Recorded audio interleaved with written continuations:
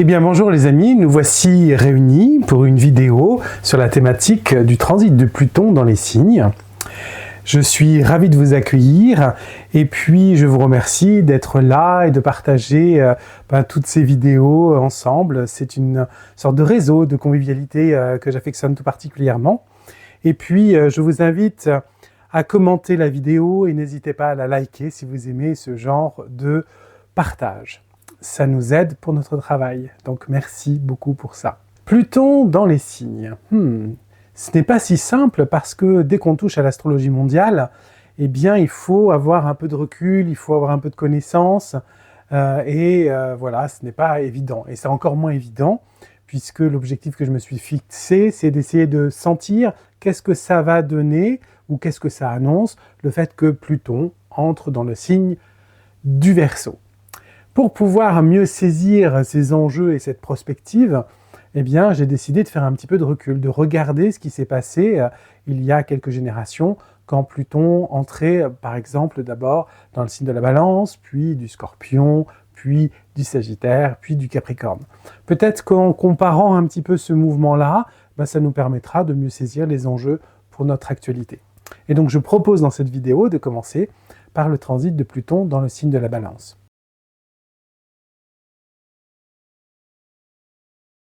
Pluton est entré dans le signe de la Balance en 1971 et est sorti de ce signe en 1983. Donc vous voyez, ça fait une petite tranche de vie. Et effectivement, en astrologie, il y a plein de thématiques qui sont liées à la fois à la planète Pluton et avec le signe de la Balance que l'on retrouve dans cette période de l'histoire. D'abord, quelques mots sur la planète Pluton. Je suppose que beaucoup d'entre vous, vous connaissez déjà cette planète, mais c'est toujours bon de le rappeler, ne serait-ce que pour les gens qui ne connaissent pas l'astrologie. Pluton, c'est la planète la plus éloignée de notre système solaire. Est-ce qu'on peut encore l'appeler planète? C'est un débat, les scientifiques ont tranché, ce n'est plus une planète, c'est considéré comme une planétoïde parce qu'elle est trop petite par rapport aux tailles des autres planètes.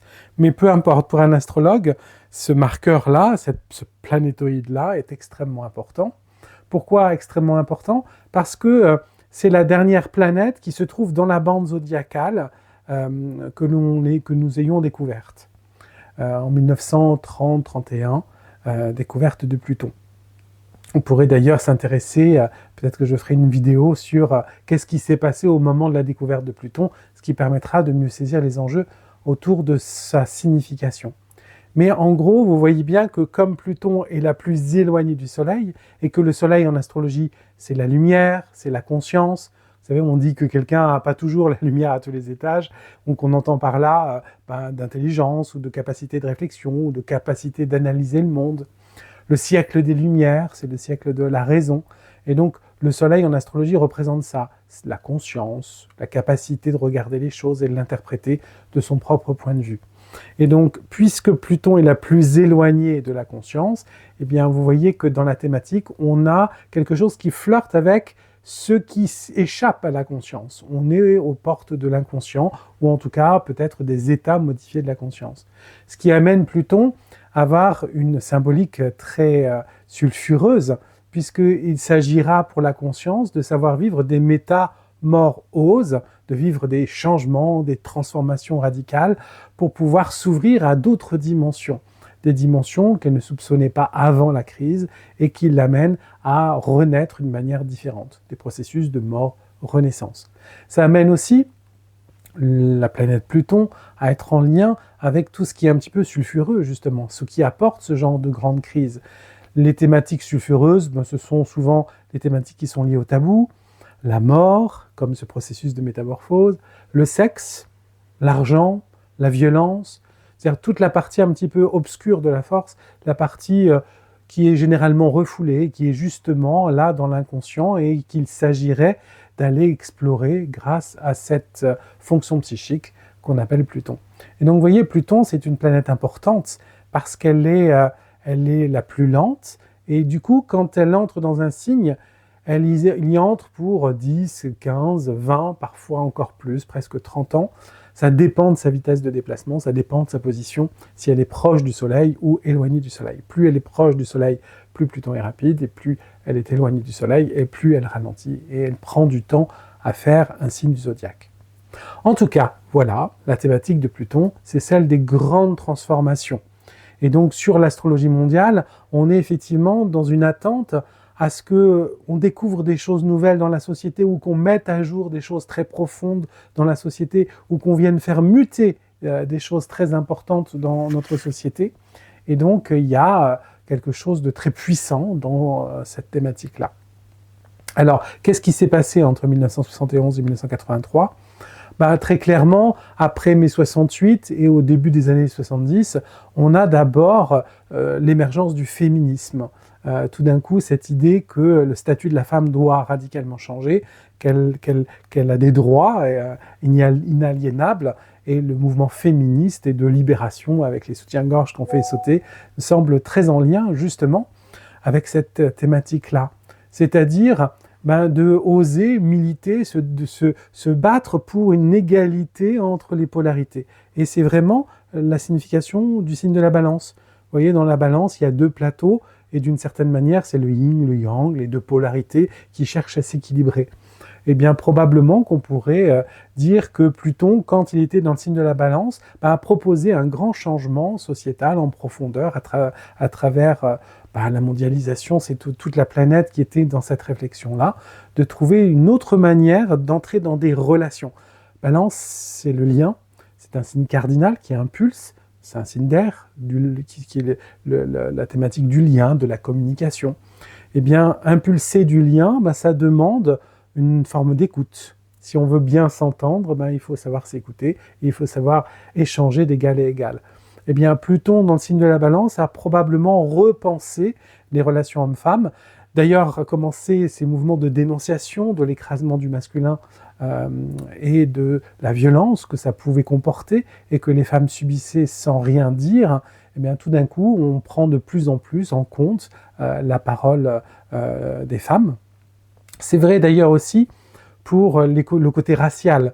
C'est-à-dire qu'il y a aussi un changement, un équilibre qui est plus large que simplement le rapport homme-femme, mais les relations entre les hommes et les femmes, entre les différentes races, les différentes cultures, de se dire qu'il y a des inégalités qui sont très, très flagrantes. Et le signe de la balance, c'est le signe de la justesse ou de la justice, et donc de l'égalisation, dans le sens de égalité, rendre plus égalitaire, plus harmonieux. Eh bien, on peut voir ça avec le mouvement de libération de certaines minorités. Et puis, on a aussi quelque chose de très important qui est la libération sexuelle, le plaisir.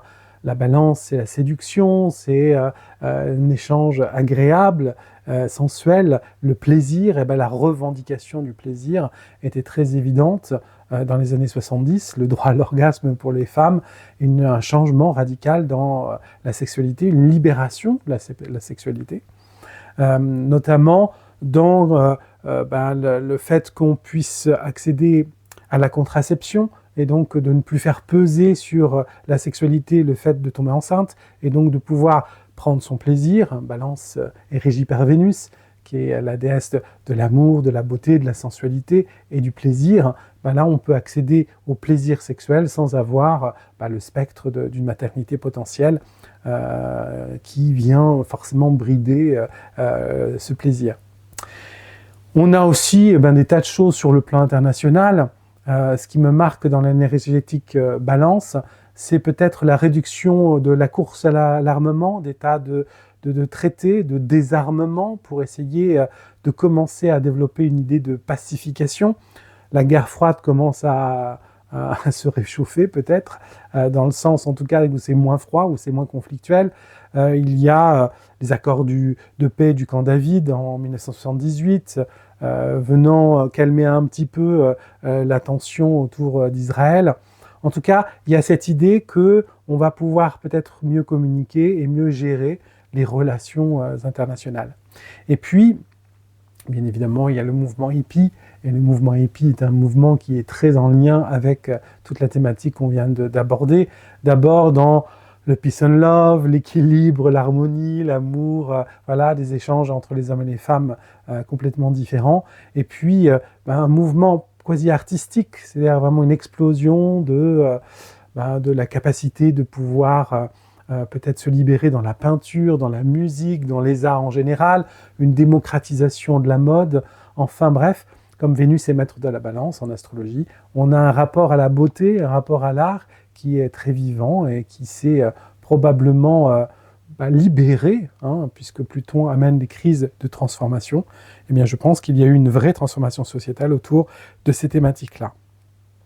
Tout ça pour vous dire que, vous voyez, cette insouciance, c'est peut-être un peu fort, insouciance, parce que ça a demandé beaucoup de combats, ça a demandé beaucoup de mobilisation, notamment d'artistes. Bon, voilà.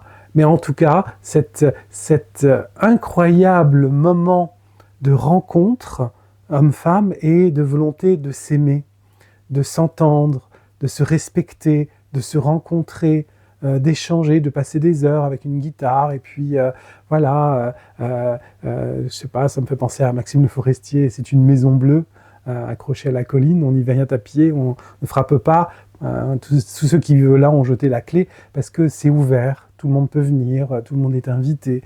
Ça me semble être très, très en lien avec ce transit de Pluton dans le signe de la Balance. Ça nous permettra, dans les autres vidéos, peut-être de comparer ce qu'amène Pluton dans la société.